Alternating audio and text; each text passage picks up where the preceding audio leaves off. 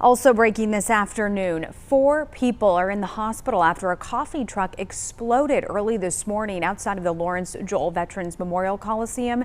It happened during Wake Forest University's move-in day. Our Aaron Burnett joins us live now at the scene off University Parkway. Aaron, what can you tell us about the people injured?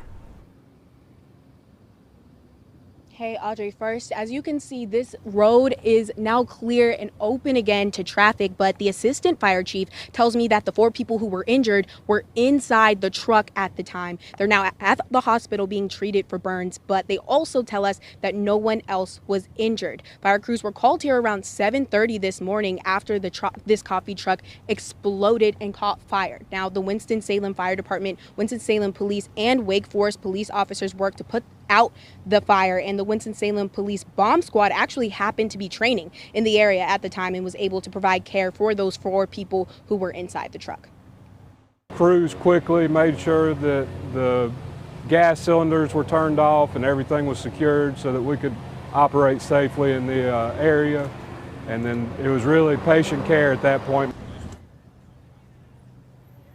Also, like you said, Audrey, today is move-in for Wake Forest University students, so this incident did mess up some of the traffic patterns, and parents told me, parents who were lined up here for check-in told me that they had gotten alerts from the university about detours. About 8 o'clock, I'd say, we got just a notice on the Wake app saying, hey, there's been an incident. They described it as an explosion, and just be aware of some possible detours in traffic. But honestly, I was expecting worse traffic just from the number of folks moving in, and it was well communicated and we got in no problem. We could let everybody know that University Parkway entrance was going to be closed. We worked with the Winston-Salem Police Department to help direct everyone in from either Coliseum or Shorefare Drive that way, and then instead of sending them out to University Parkway like we usually do, we're actually sending them out on the east side. So again, Shorefare to Renolda. Officials say they're still investigating what led to the explosion, but right now we're still trying to find out more on the condition of those folks who were injured. Reporting live in Winston-Salem, I'm Aaron Burnett, WXII 12 News. Aaron, thank you for that live update. Right now, a homicide investigation is underway on Gregory Street.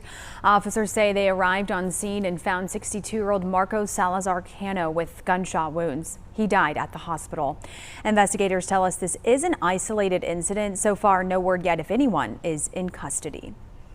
Overnight, North Carolina A&T campus police are investigating a shots fired incident that happened around 12:30 on their campus. Officials say 2 people produced weapons and fired several shots during a student-oriented gathering near the Dease Clock Tower.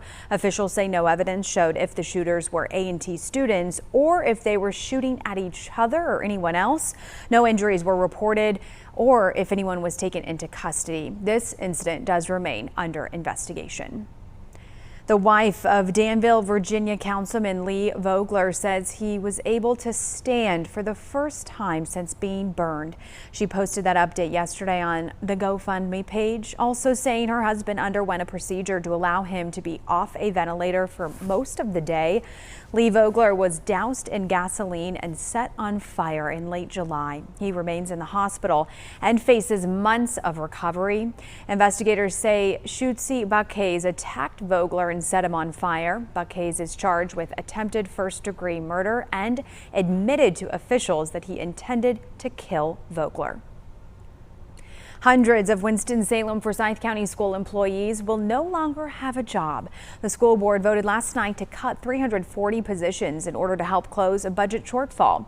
This decision leaving many parents, teachers, and supporters who left the meeting with tears and anger. Shame on you for considering sending them to the unemployment line. We are the home of the Innovation Quarter. Get innovative. These are the students who are affected. These are the students who are affected. Your time is up. Thank you. Well, the biggest impact of the job cuts will be felt within the Exceptional Children's Program, meaning services for kids who face special needs will likely change. This will eliminate 340 jobs, impacting more than 250 employees. The district now says these moves will save about $18.3 million. Interim Superintendent Kathy Moore says this represents the known amount of money the district must save or face serious consequences. None of these recommendations have anything to do with the value or the need. Without making permanent reductions, we either don't pay our bills or don't pay our people. The district says impacted employees who are not placed in another position will be notified as early as next week, with their last day slated for September 12th. This morning, state education leaders unveiled a 37-page plan for North Carolina's public schools. The Achieving Educational Excellence is a joint effort between the State Board of Education and state superintendent, with input from teachers, parents, and students from listening sessions across North Carolina. It outlines several goals, including achieving a 92% graduation rate by 2030, reaching the top ACT composite scores in the country, and increasing participation in advanced placement and career and technical education, as well as competitive teacher pay and more. Today, the city of Greensboro is saying goodbye to former Mayor Jim Melvin. He died on August 10th at the age of 91. A celebration of life service was held this morning at West Market Street United Methodist Church. Jim Melvin served as mayor between 1971 and 1981, promoting economic development, youth initiatives, and sports across Guilford County. His son spoke at the service, saying his father never stopped believing in the growth of Greensboro. As we move forward, let's remember some of the great qualities that made us love him so dearly. Kindness, generosity, persistence, unwavering loyalty, and his ability to see the positive in every situation. His never, never give up attitude inspired me to do better, and I hope you too. Melvin is survived by his wife, 2 sons, a brother, and several grandchildren.